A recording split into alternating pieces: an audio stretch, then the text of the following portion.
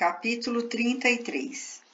Miguel acompanhou os amigos até a carruagem e, ao se despedir, disse a Emily com o carinho de um pai: que Deus a abençoe, orientando suas decisões. Ficaremos sempre felizes em recebê-la. Envie-nos todas as mensagens que receber e as encaminharemos a Paris. Pelo teor das que já recebeu, é fácil constatar que um trabalho sério desponta de suas mãos. Como estou aprendendo, Miguel? Sou apenas instrumento. Só que um instrumento precisa estar devidamente afinado e preparado. Pelo que percebo, as vicissitudes em sua vida foram parte dessa preparação. Sinto que o momento do trabalho se aproxima. Como disse antes, sei que alguma tarefa me espera. E suspirando, finalizou. Não sei o que será de minha vida daqui para frente. Tudo o que presenciei aqui, as convulsões que se intensificam, transformando pensamentos e atitudes, me fazem perceber que o mundo está mudando. Não é apenas minha vida que está de cabeça para baixo. Tudo à minha volta parece em mutação. Verdades antes assumidas como absolutas são revistas. Muitos passam a compreender melhor o que até então era considerado diabólico. São investigados fenômenos dos quais, em período recente, se acreditava que todos deveriam manter distância. Indiscutivelmente, o mundo está mudando. Miguel sorriu, apreciando o amadurecimento da jovem, que começava a entender com mais clareza as circunstâncias que marcavam aquele momento. Depois de dar um abraço carinhoso em Jairo, Miguel tirou do bolso algumas folhas de papel dobradas e as entregou ao amigo, dizendo: é uma mensagem de Lucrécia que recebi ontem à noite. Tem alguns recadinhos também para Emily. Ela está bem e espera que continue sendo forte, Jairo. Após abraçá-lo outra vez, Jairo entrou na carruagem e Miguel disse, antes de se afastar: caso precise de ajuda em relação às investigações ou a qualquer outra questão, não hesite em nos avisar. Estaremos aqui para o que for necessário. Jairo sorriu, acenando para o amigo que contemplava a carruagem a se distanciar. Quando não pôde mais divisá-lo, Jairo abriu os papéis que recebera e pôs-se a ler a singela carta que a esposa lhe enviara, rompendo, pelas mãos de Miguel, o muro que separava as duas dimensões da vida. Conforto e alegria o envolveram e seguiu pela estrada sentindo na alma suave confiança. Emily, entretanto, não se sentia tão leve. Seus pensamentos se detinham nos últimos meses de sua vida e no quanto ela havia mudado. Pensava na filha, no marido, nos pais e irmãos. Lembrava-se de Lucrécia e se espantava com a força daquela mulher. Depois pensava no futuro e em como deveria conduzir sua vida, o que fazer, como resolver seus problemas. E assim, mergulhada nas preocupações sobre o que lhe reservava o futuro, esteve pensativa e silenciosa por toda a viagem que durou mais de 8 horas. Já era noite, quando desceram da carruagem em Bilbao. Jairo pediu a Emily que o aguardasse enquanto comprava os tickets para o último trecho da viagem. Ela procurou ocultar-se dos transeuntes atrás da carruagem. Depois de algum tempo, começou a ficar inquieta. Jairo estava demorando demais. Ela foi ficando impaciente, porém sabia que deveria esperar sem se expor. De onde estava, podia ver fotos suas estampadas em cartazes colados na parede externa do prédio no qual Jairo entrara para comprar os tickets. Finalmente, depois de longa espera, viu o amigo saindo em sua direção. Seu semblante era de apreensão e ansiedade. Antes que ela tivesse tempo de formular qualquer raciocínio, percebeu que logo atrás de Jairo vinha Pimentel, o delegado que investigava seu desaparecimento. Ela estremeceu e gelou, mas procurou manter a calma e o controle. Jairo aproximou-se devagar, tentando dar-lhe tempo para se preparar.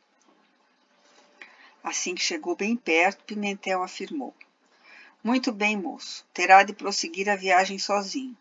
Seu tio vai ficar detido. Eu avisei que não se ausentasse da cidade.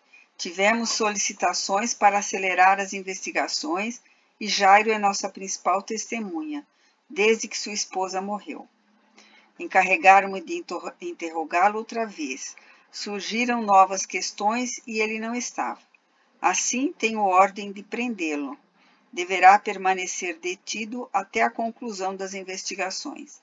Afinal, deu proteção a uma fugitiva assassina e desequilibrada. Ouvindo o delegado falar daquela maneira, Emily ameaçou responder, dando um passo à frente. Jairo, atento, impediu o que ela estava a ponto de fazer, segurando seu braço e dizendo: Não se preocupe comigo, ficarei bem. Agora vá, cuide dos meus negócios enquanto estiver por aqui, pois para isso mesmo você veio, para ajudar-me com o meu trabalho. Seu pai o enviou para me auxiliar, e o que preciso agora é que cuide dos negócios por mim. Tirando do bolso a carta que Miguel lhe entregara, colocou-a nas mãos de Emily e acrescentou: Aqui está o que fomos buscar em Barcelona. Entregue ao Sandoval. Ele está esperando para fecharmos os termos da negociação nos meses de alta produção.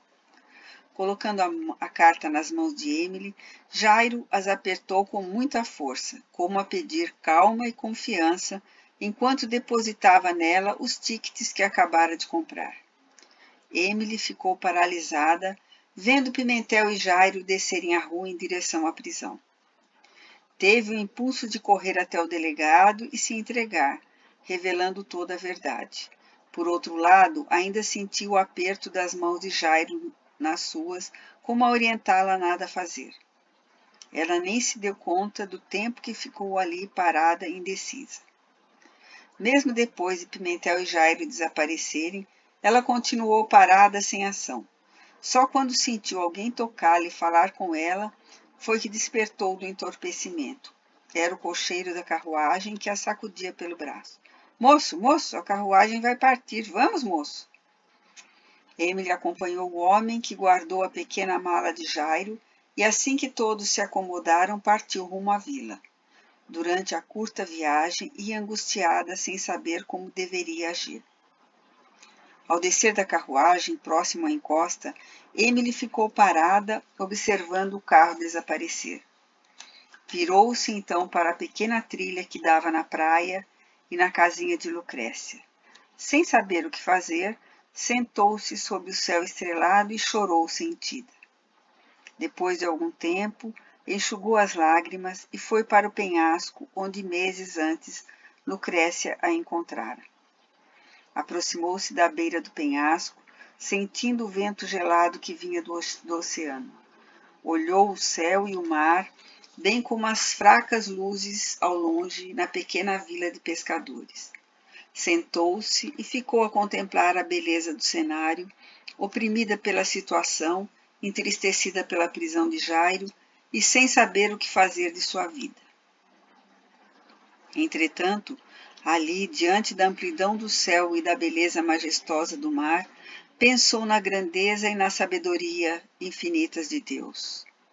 Mais uma vez, tudo o que tinha vivido passou pela sua mente, e ela baixou a cabeça. Entre lágrimas, orou agradecendo ao Criador pela oportunidade da vida e pediu que a guiasse como o fizera até aquele momento. Novas forças brotaram em seu coração, e ela se deixou envolver por elas. Levantou-se resoluta e desceu a trilha que levava à praia. Ao chegar na cabana, Emily sorriu em rever a casa de Lucrécia. Guardou as roupas que estavam na mala de Jairo e se deitou. Ao despertar pela manhã, sabia exatamente o que deveria fazer. Lá pelo meio-dia foi para a casa de Sara. Apesar das circunstâncias, reencontrar aqueles amigos foi uma grande alegria. Contou-lhes em detalhes tudo o que se passara em Barcelona e como o que parecia um desastre se transformava em uma grande oportunidade para o avanço do espiritismo. À noite, acompanhou a família à reunião de estudos e ali narrou a todos o que presenciara em sua viagem, além de informá-los sobre a prisão de Jairo. Ao se despedir dos amigos, Emily abraçou-os com extremado carinho, especialmente Sara. Embora seu coração estivesse dolorido e seu ânimo abatido, a sensação de cumprimento do dever a mantinha firme para o que pretendia fazer. Voltou para casa e adormeceu serenamente. Na manhã seguinte, antes mesmo que o sol raiasse, ela se levantou e, com o Novo Testamento nas mãos, sentada diante da janela da cozinha, de onde podia ver o mar, leu, chorou e orou, pedindo a Deus proteção e alento para o que sabia que deveria fazer. Já não tinha dúvidas.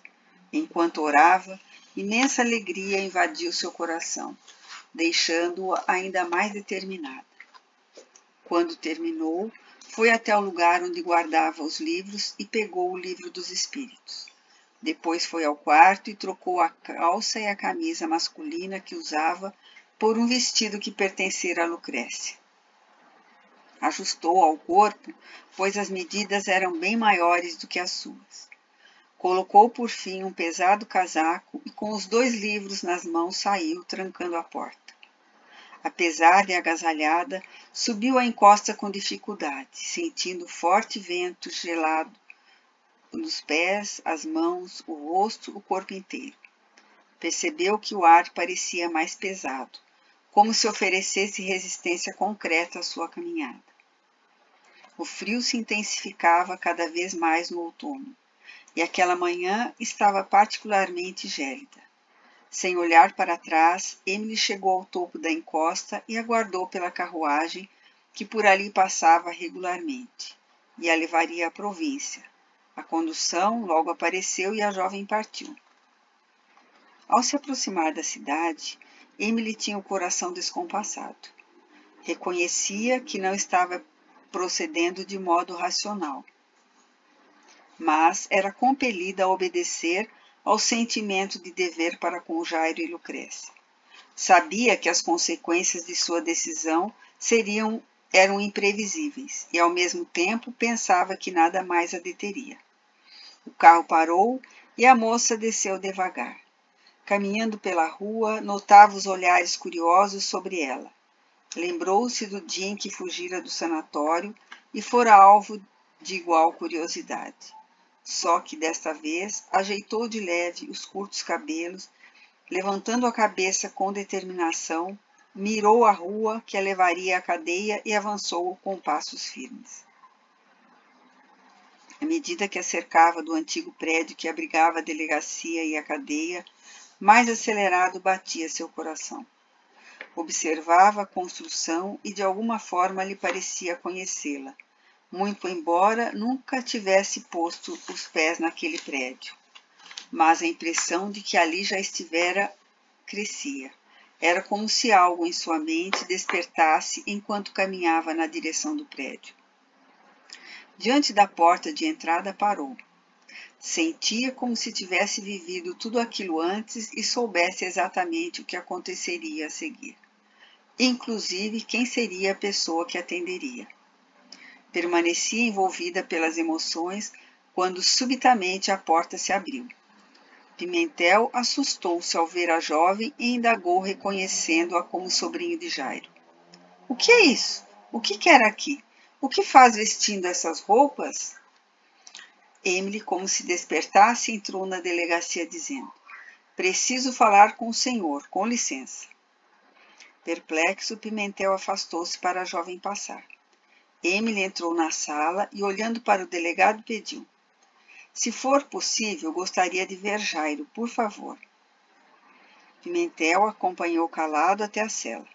Ao vê-la, Jairo levantou-se e disse em tom de reprovação: — O que está fazendo aqui? Deveria estar cuidando do pescado. Emily sorriu, ignorando a reprimenda.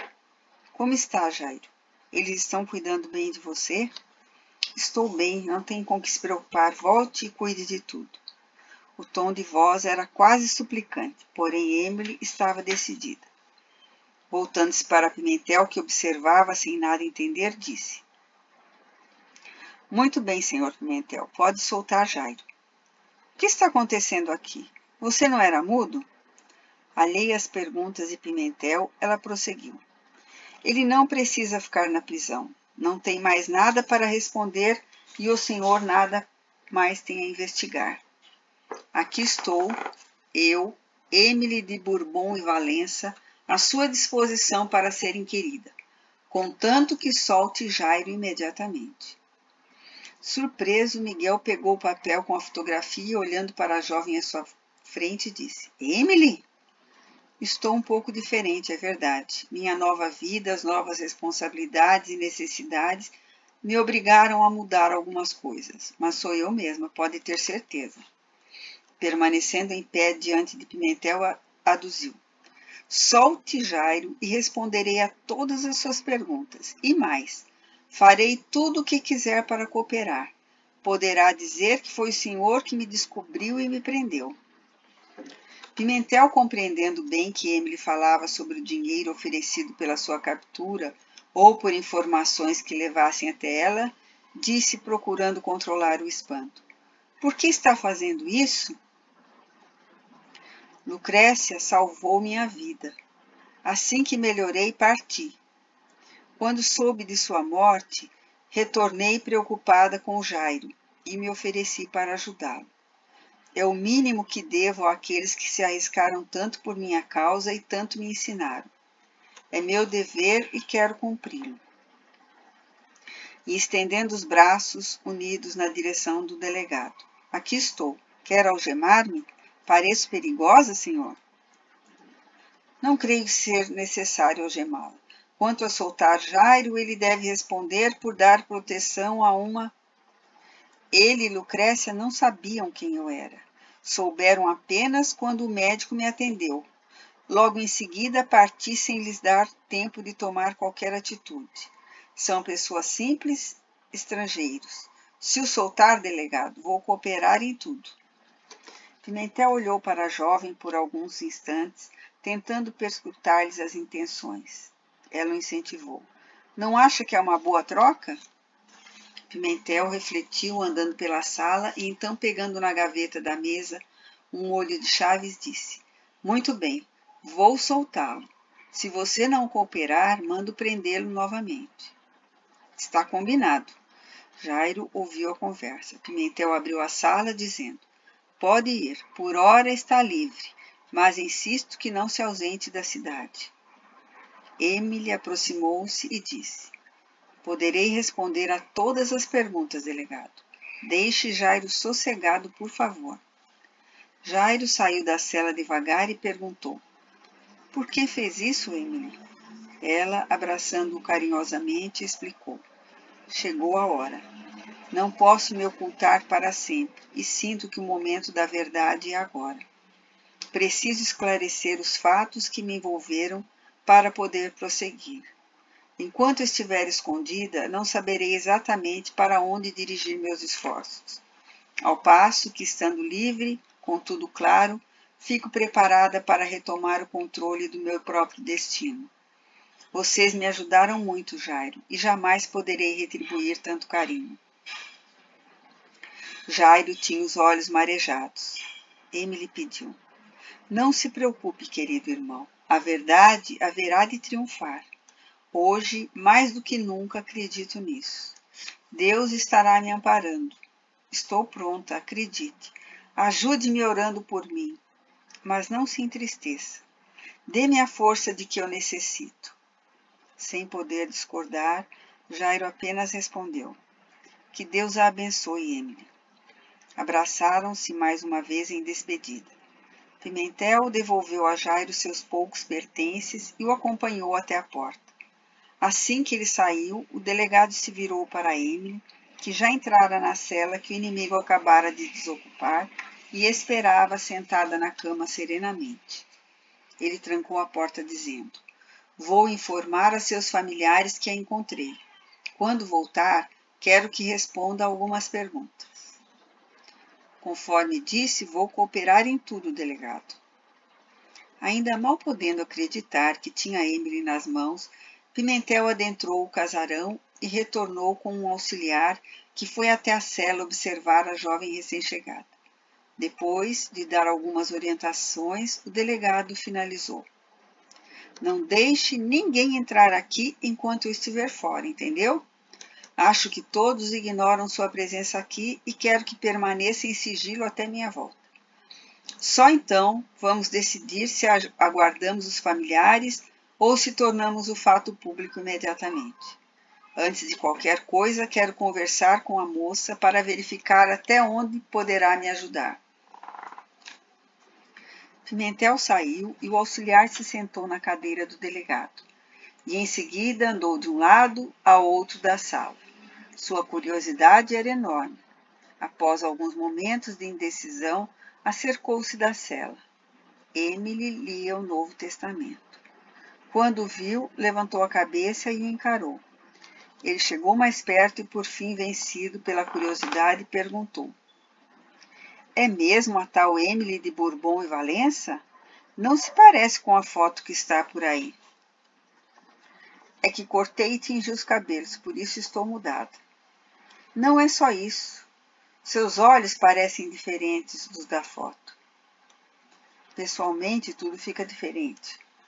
Ele pensou por instantes e disse: Acho que sim. Por que se entregou?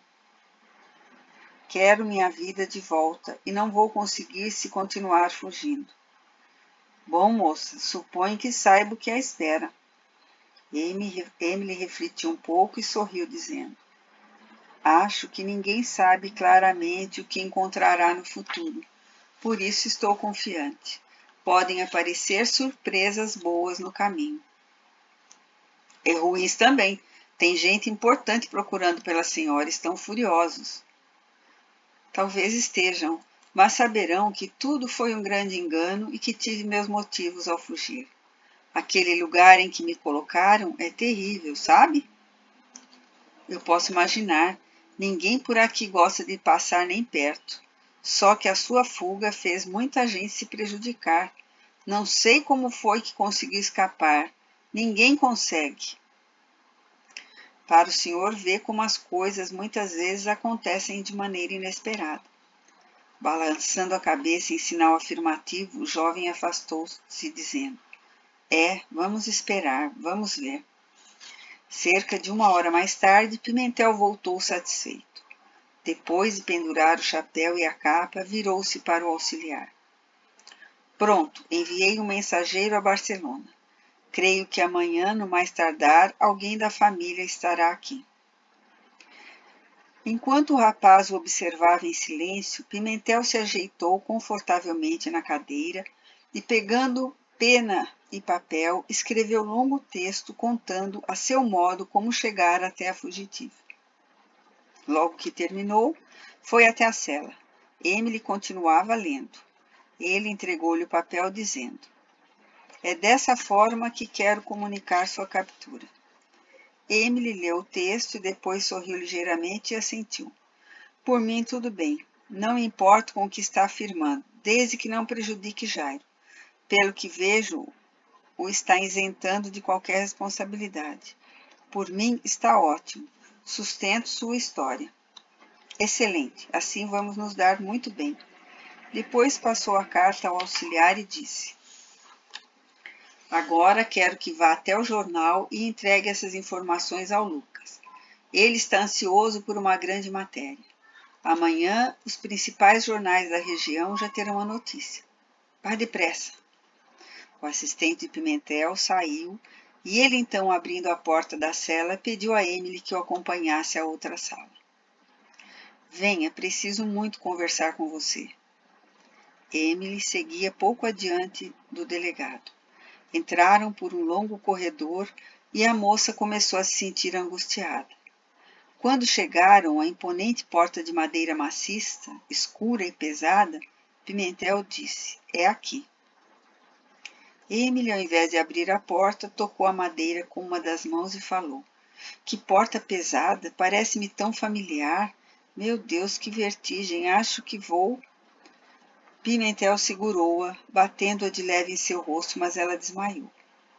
Ele a carregou para dentro e acomodou em uma das grandes cadeiras, igualmente de madeira maciça, ao redor de uma mesa retangular. Pegou um jarro com água que havia sobre a mesa e a despejou na cabeça de Emily, que despertou assustada. O que houve? Parece que desmaiou ou foi algum truque. Buscando se reequilibrar, Emily retrucou. Não há truque algum, foi uma vertigem.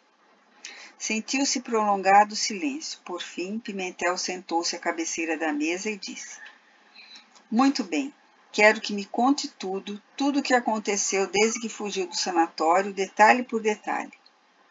Emily pôs-se a narrar suas experiências no sanatório, o jeito como fugira, andando a esmo pelas estreitas ruelas de Bilbao, depois a tentativa de suicídio.